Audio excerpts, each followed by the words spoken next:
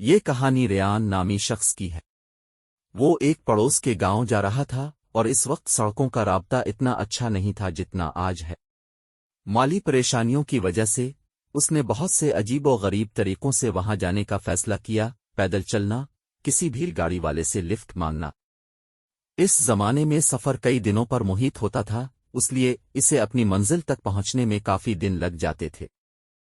سفر کے پہلے ہی دن رات کو وہ تھکا ہوا تھا اور رات گزارنے کے لیے کسی جگہ کی تلاش میں تھا۔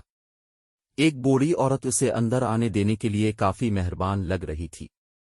وہ جنگل کے بیچ میں ایک اجڑے ہوئے مکان میں رہ رہی تھی۔ اس بوڑھی عورت نے ریان کو ایک رات اپنے گھر ٹھہرنے کو کہا۔ ریان تھکا ہوا اور بھوکا تھا۔ اس نے بوڑھی عورت کا شکریہ ادا کیا۔ بوڑھی عورت پھر اسے اپنے گھر کے اندر لے گئی۔ انہوں نے چراغ کی روشنی میں رات کا کھانا کھایا اور پھر بوڑھی عورت نے رات کے لیے ریان کے لیے بستر بنایا۔ دونوں کمرے کے مخالف سمت میں تھے اور ان کے درمیان میں فرش پر لیمپ تھا۔ عورت دیوار کی طرف منہ کر کے سو رہی تھی۔ بظاہر ریان کو لیمپ جلا کر سونا مشکل تھا۔ ایک اچھے مہمان کے طور پر اس نے سوچا کہ عورت سے اسے بند کرنے کے لیے بولے۔ اس نے بوڑھی عورت کو بلایا لیکن وہ نہیں مڑی۔ اس نے اسے دوبارہ بلایا۔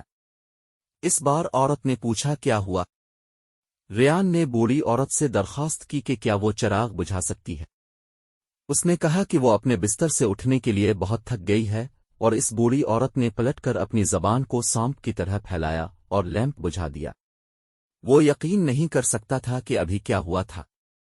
جب وہ اس نظارے کو سوچ کر کانپ گیا تو اس بوڑھی عورت نے ایک قہقہا لگایا اور ریان کو سونے کے لیے کہا۔ اگلے دن وہ بلند درجہ حرارت اور دیہاتیوں کے ایک گروپ کے ساتھ بیدار ہوا، جنہوں نے کہا کہ انہوں نے اسے جنگل کے بیچ میں پایا ہے۔ وہ گھر واپس آیا اور صرف 2 دن بعد انتقال کر گیا۔